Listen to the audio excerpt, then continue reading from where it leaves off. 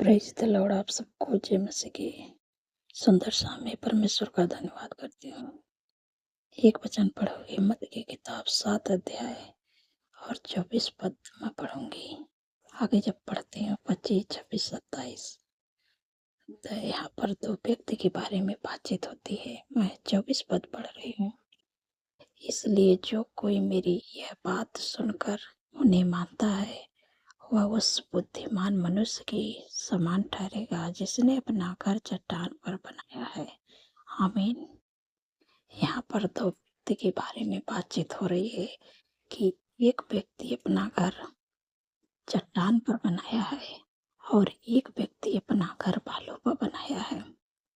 और जब आंधी तूफान आता है तो जिसका घर चट्टान पर बना है और जिसकी नींव मजबूत है, और जब आंधी और तूफान बारिश आती है और जब उस घर से टकराती है तो उस पर कोई असर नहीं पड़ता है, क्योंकि उसकी नींव मजबूत है, वो चट्टान पर बना है, इसलिए उसे कोई फर्क नहीं पड़ता है। और जो व्यक्ति अपना घर बालू पर बनाया है और जब आंधी तूफान बारिश आती है और जब उस घर पर टकराती है तो वो घर सत्यानाश हो जाता है, वो घर गिर जाता है। मेरे कहने का मतलब है कि जिनका भरोसा परमेश्वर पर है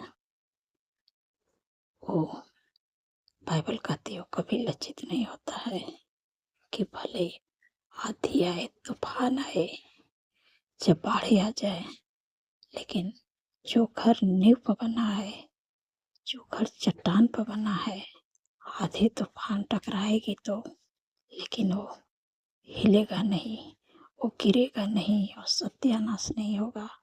लेकिन जो अपना घर बालू पर बनाया है वो आंधी तूफान जब आएगी, जब टकराएगी तो वो सत्यानाश हो जाएगा सब कुछ। इसलिए आप अपने घर को नींव पर बनाए, चट्टान पर बनाए।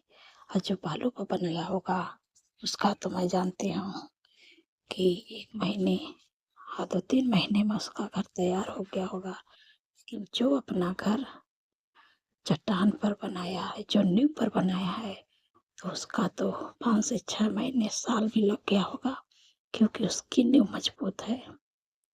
उसको टाइम लगा होगा बनाने में। पहले नींव डाला होगा, फिर उस नींव पर अपने घर को बनाया होगा। लेकिन जो अपना घर बालू पर बनाया होगा तो वो तो अपना घर ऊपर ही बना लिया होगा। उसको ज़्यादा टाइम नहीं लगा होगा, मुश्किल से 2-4 महीने, 6 महीने लगा होगा, उसका घर जल्दी तैयार हो गया होगा। इसलिए क्योंकि जो बालू पर बनाया है और जब आंधी तूफान आती है उस पर टकराती है तो सब सत्यानाश हो जाता है, गिर जाता है। इसलिए आप अपने घर को नींव मजबूत करें, चट्टान पर बनाएं, क्योंकि जब आपका घर नींव पर रहेगा और जब नींव मजबूत रहेगी, चट्टान मजबूत रहेगी, तो कैसे भी आंधी आए, तूफान आए, वो कभी न हिलेगा, न कभी गिरेगा। मेरे कहने का मतलब है कि अगर आपका भरोसा परमेश्वर पर है तो आपके जीवन में आंधी तूफान जैसे जो बीमारियां हैं, जो रुकावटें हैं, जो बाधा है, जो आपके जीवन में आ रही है, अगर आपका भरोसा, आपका नींव अगर मजबूत रहेगा, आपका भरोसा जब मजबूत रहेगा, वो दुख, परेशानियां, बीमारियां आपको हिला नहीं पाएंगी।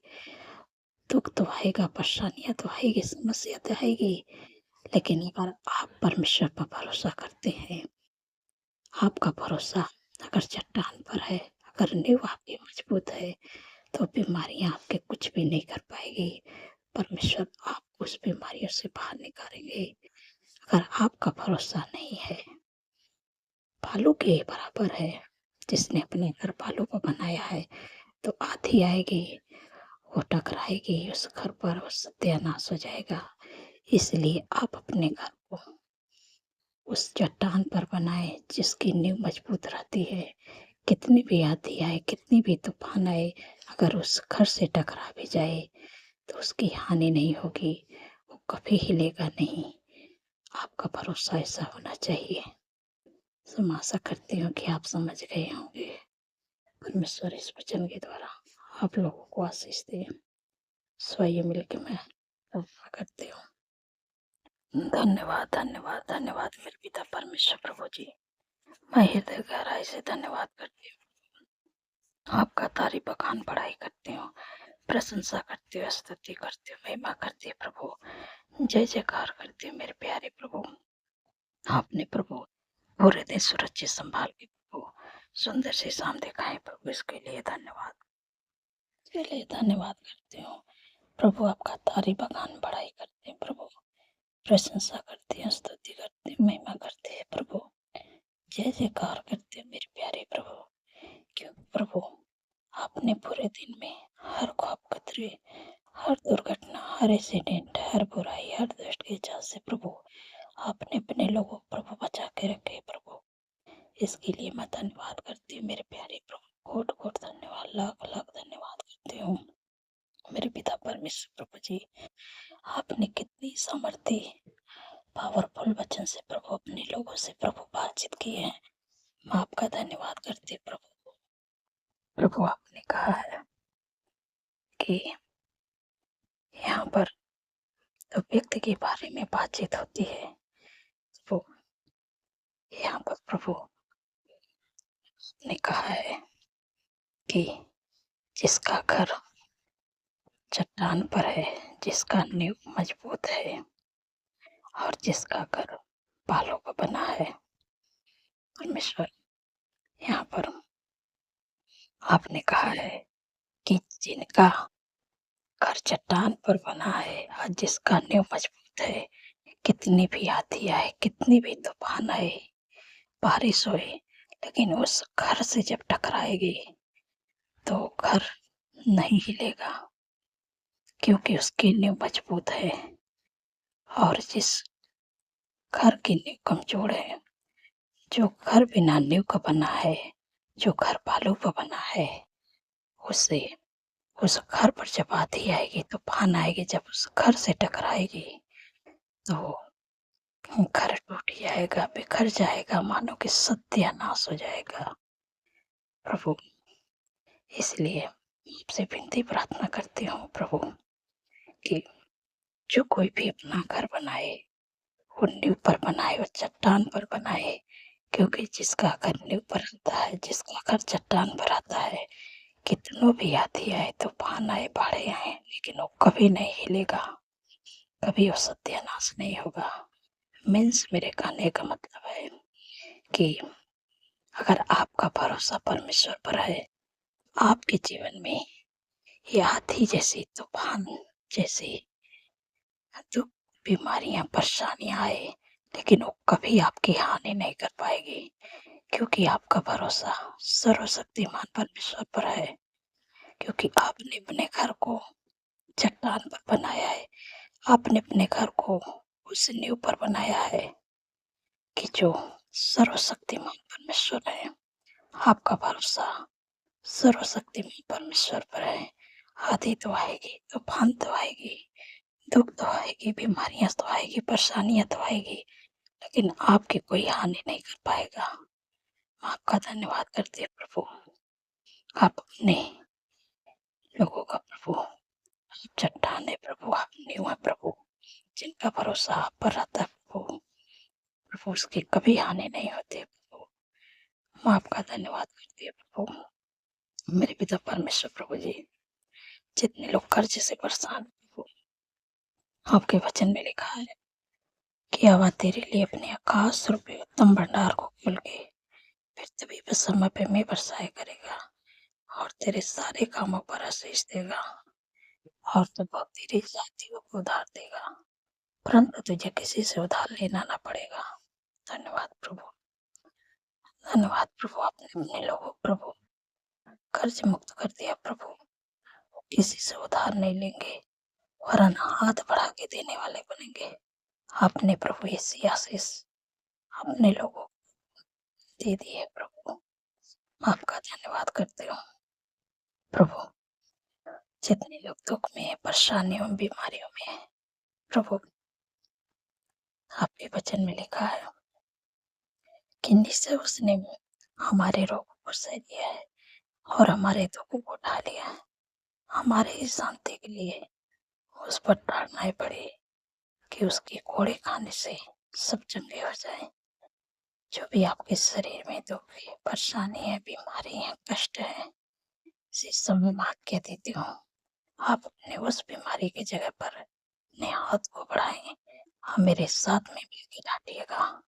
आपके जीवन, आपके शरीर को जो भी दुख है, जो भी बीमारी है, जो भी रोग है, आपको परेशान कर रखा है, वो आपके जीवन के, आपके शरीर को छोड़ के निकलेगा और आप भले चंगे होके परमेश्वर की महिमा को करने पाएंगे। मेरे पिता परमेश्वर प्रभु जी, प्रभु आपने प्रभु जो अधिकार प्रभु आप मुझे दिए प्रभु, मैं उस अधिकार को इस्तेमाल कर रही हूँ प्रभु।